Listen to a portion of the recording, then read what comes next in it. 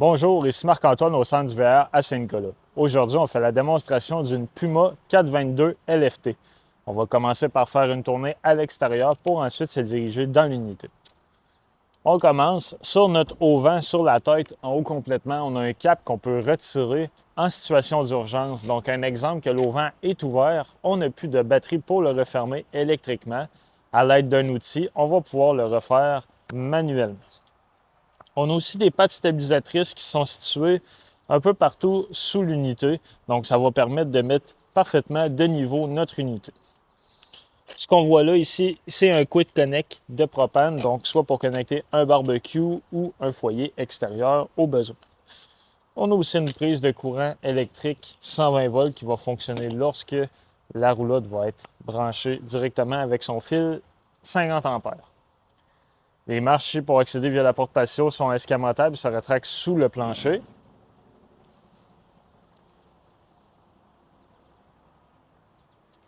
À l'arrière, on peut voir pattes supplémentaires pour stabiliser l'unité.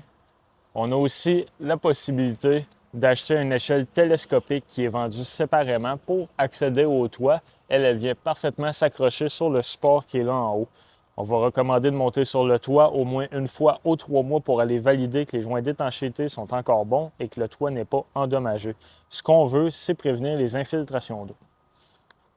À l'arrière, on a les connexions pour les différentes télévisions, donc câble, satellite et pour elle du living room, du salon qui est juste là.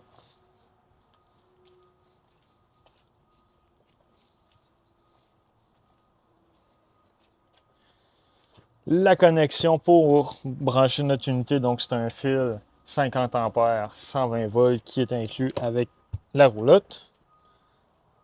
Le City Water Connection, donc c'est là qu'on va connecter l'eau de la ville ou du camping directement. En dessous, c'est notre système d'égout. Donc, on a plusieurs réservoirs de grise et de noir. Donc, on va avoir des valves vers l'avant pour vider la partie qui est ici.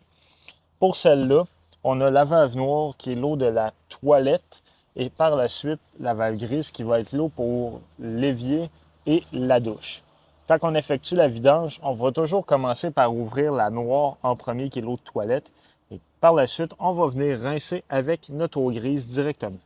Quand c'est fait, on referme le cap et on referme nos valves tout simplement. C'est le même principe pour le second tuyau qui se trouve là. Ce qu'on voit là, c'est la sortie pour la fournaise qui fonctionne au propane. Ici, c'est simplement un compartiment d'accès à la plomberie qui se trouve derrière. On voit simplement un panneau. Si on veut y accéder, on a 2 vis qu'on doit retirer pour accéder tout à la plomberie qui se trouve derrière. Black Tank Flush, c'est l'emplacement pour rincer notre réservoir d'eau noire qui est l'eau de la toilette.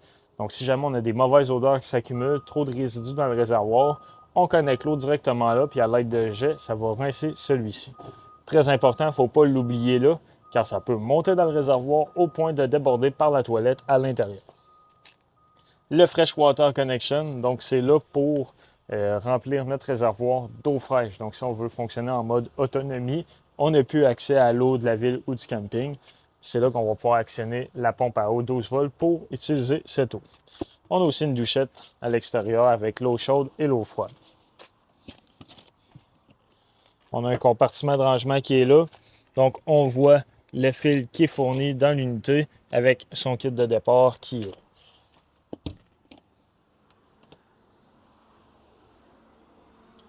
On a un second Black Tank Flush parce qu'on a 2 salles de bain complètes dans l'unité. Donc, lui va servir pour la salle de bain de la chambre principale qui se trouve derrière le mur.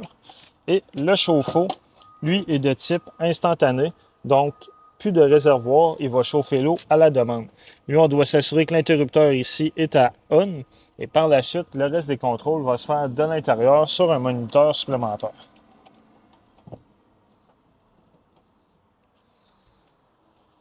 En dessous de l'unité, on va avoir aussi accès au low point, donc les valves qu'il y a juste là. Et on voit notre réservoir, notre valve supplémentaire faite pour le réservoir de douche qui va se trouver dans la salle de bain des maîtres. À l'avant, on a une patte manuelle, le compartiment avec 2 réservoirs de 30 livres de propane et l'emplacement pour mettre une batterie 12 volts au besoin.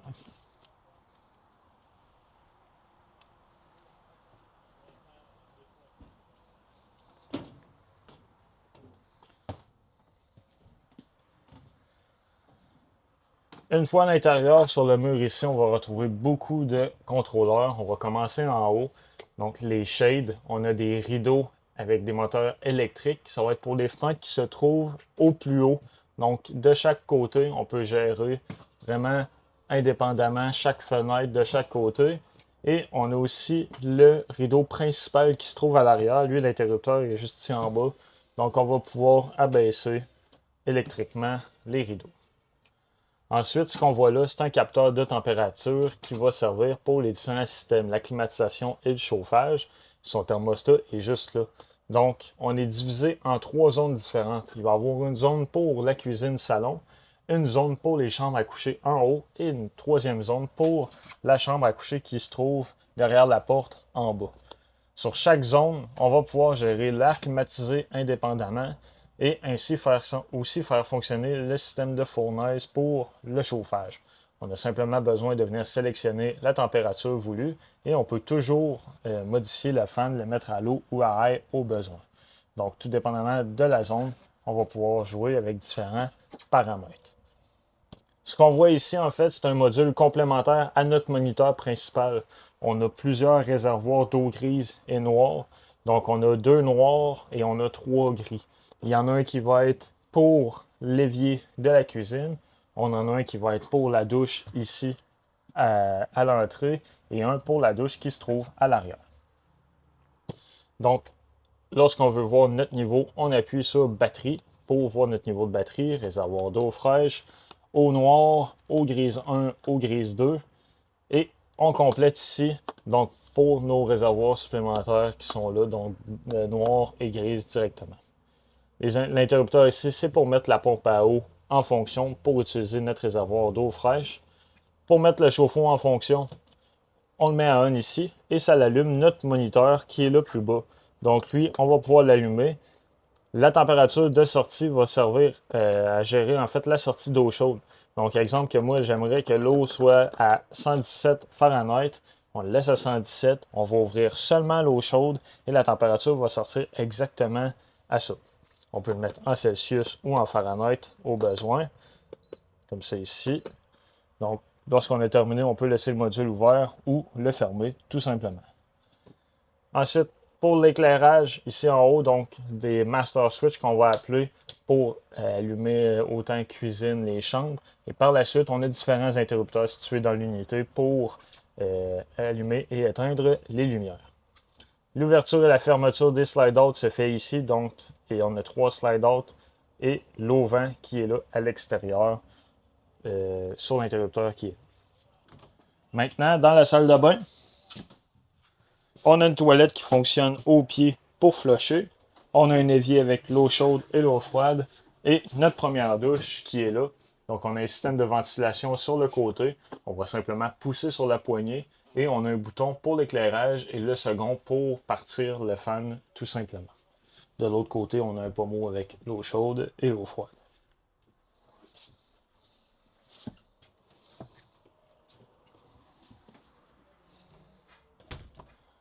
En haut, on a accès au lit. Donc, on a simplement de l'éclairage. On a aussi au fond l'air climatisé. On peut installer une télévision supplémentaire au mur. Il a été renforcé à cet effet-là. On a les connexions pour l'antenne sur le toit. Donc, il y a plusieurs possibilités en haut. Et si on s'en va en bas, dans la chambre des maîtres, donc on va avoir des prises de courant de chaque côté du lit. On a aussi l'interrupteur qui est là pour l'éclairage. Un capteur de température, c'est celui qu'on va suivre pour gérer la climatisation ici. Au mur, même chose, possibilité d'installer une télévision là. Le mur a été renforcé à cet effet-là. On a la connexion à l'antenne et prise de courant. Au fond, c'est la salle de bain des maîtres. Donc, même principe, on a une toilette qui fonctionne au pied pour flusher. On a une douche avec l'eau chaude, l'eau froide. Même principe de ventilation qu'à l'autre salle de bain. On a la possibilité d'installer laveuse sécheuse, la plomberie et les connexions électriques qui sont conçues à cet effet. L'évier se trouve ici.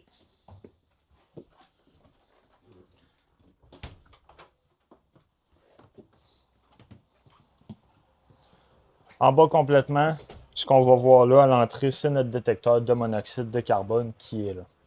On a un garde-robe d'entrée. Maintenant, dans la cuisine, ici, on a une prise de courant avec un GFI, donc un reset intégré. Si jamais on n'a plus de courant dans nos prises, on se demande pourquoi. On vient voir ici, s'assurer que le bouton est bien enclenché. Maintenant, dans l'îlot central, on a notre évier, donc différentes fonctionnalités. On a le mode pluie, donc si on tourne d'un côté, on va faire sortir l'eau ici, et de l'autre, par le pommeau, avec un rinçoir qui est intégré. Notre panneau de breaker, lui,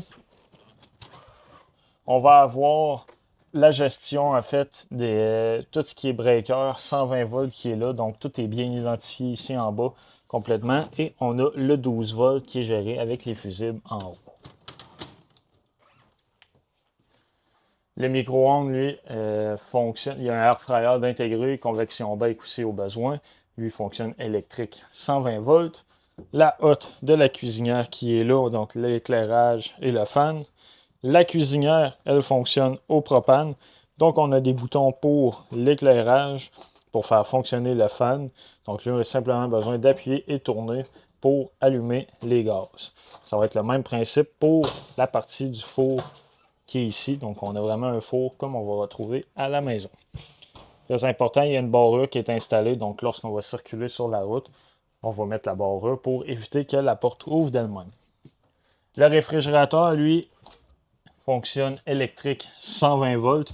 Donc, on a la partie réfrigérante qui est ici et les congélateurs qui se trouvent en-dessous complètement. Lorsqu'on veut modifier les paramètres, on va pouvoir le faire sur le tableau de contrôle qui est là. Donc, on peut gérer la température. On a différents modes. On va retrouver les explications dans le manuel d'utilisateur directement. Maintenant, dans le salon, la télévision qui est là est connectée à une antenne sur le toit. L'antenne va permettre de capter les postes digitaux disponibles. Pour y parvenir, on doit aller dans les paramètres et effectuer un channel scan. À ce moment-là, l'antenne va détecter s'il y a des postes de disponibles. Un exemple au centre d'hiver à Saint-Nicolas, on va capter 3 à 4 postes différents. Cette étape-là est à recommencer dès qu'on va se déplacer avec l'unité et ce pour chaque télévision au besoin. On a une boîte de son ici qui a plusieurs fonctionnalités, donc Bluetooth, on peut connecter un appareil mobile dessus, on peut faire jouer le son de la télévision ici aussi, donc plusieurs fonctionnalités. Et en bas, on a un foyer électrique qui est aussi une source de chaleur supplémentaire. Donc on a les boutons pour soit modifier la couleur, l'intensité de l'éclairage, mais on peut aussi modifier l'intensité de chauffage. Il y a un thermostat qui est intégré pour chauffer l'habitacle. Derrière, on a du rangement supplémentaire, puis on a aussi un accès aux connexions électriques et de l'antenne qui sont là. De l'autre côté, on a un fauteuil causeuse avec prise USB de chaque côté. Il y a du rangement ici. Il y a des repose-pieds qu'on peut déployer. Les poignées sont juste là pour ouvrir la partie du bas. Notre coin dîner, donc on a une extension aussi qui est là pour la table. L'éclairage, on a un bouton directement sur l'ampoule qui est là pour activer le tout. C'est ce qui conclut la démonstration de la Puma. Merci.